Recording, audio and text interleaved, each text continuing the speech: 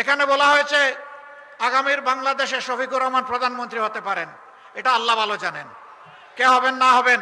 যদি এমন কিছু আমার দায়িত্বে এসে যায়, আমি পরিষ্কারভাবে বলতে চাই, আমি ৫৪,০০০ বর্গমাইলের ১ ইঞ্চির পর বেইনসাফি করতে পারবো না। প্রতি ইঞ্চি মাটি তখন আমার কাছে তার পাওনা বুঝে নেবে আমার কাছ থেকে। হ্যাঁ, সিলেটবাসীর সঙ্গত যে সমস্ত পাওনা বঞ্চনা, সেগুলা সিলেটবাসীকে সসম্মানে তুলে দেওয়া হবে। প্রবাসী নির্ভর এই সিলেট একটি আন্তর্জাতিক বিমানবন্দর আছে, কানাসালের নাম পদ্মলোচন। এক চোখে দেখে না, এটার নাম রাখা হয়েছে পদ্মলোচন। যদি এটা আন্তর্জাতিক বিমানবন্দর হবে, তাহলে সকল এয়ারলাইন্সের ক্রাফট এখানে নামবে না কেন? এতদিন ধরে এটা পূর্ণাঙ্গ আন্তর্জাতিক বিমানবন্দর হয় না কেন?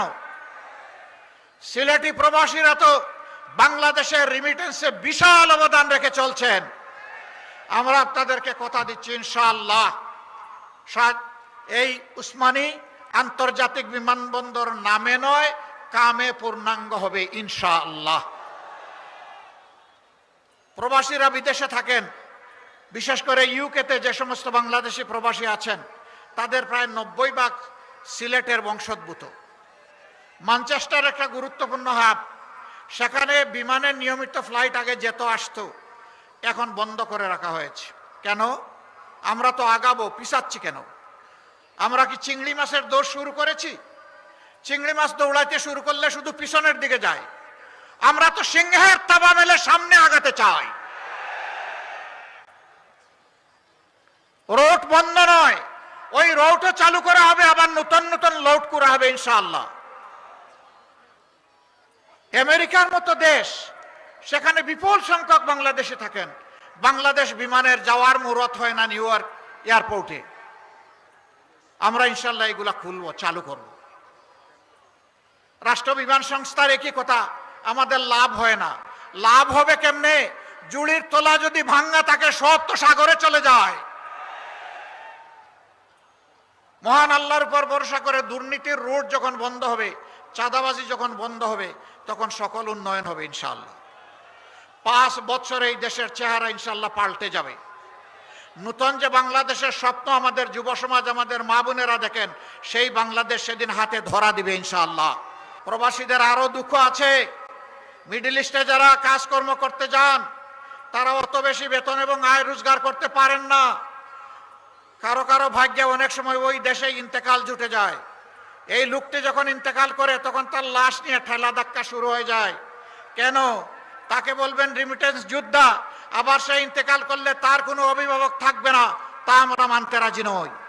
ইনশাআল্লাহ রাষ্ট্রীয় খরচে বিদেশে যারা ইন্তেকাল করবেন, যাদের সেই সামর্থ্য নাই, অতি সম্মানের সাথে তাদের লাশ আমরা কাঁধে করে দেশে বহন করে নিয়ে আসবো ইনশাআল্লাহ।